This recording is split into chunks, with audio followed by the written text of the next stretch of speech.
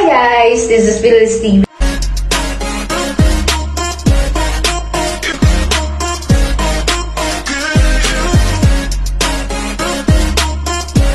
Hi guys, again it's me, Phyllis TV. So for today's update guys, about naman to sa Team Diyosa. So kanya-kanya muna silang update ngayon dahil hindi muna sila magkasama since may lipat din si Sara Garcia and I think may mga training din si Jovelyn Gonzaga. So by the way guys, gumagala na pala ngayon ang Bibi Amara natin. Ang saya dahil papunta ito ng Cebu. Sa isang post ni Sara Garcia, going to Cebu na si Bibi Amara with kanyang lola at hindi kasama muna si Sara.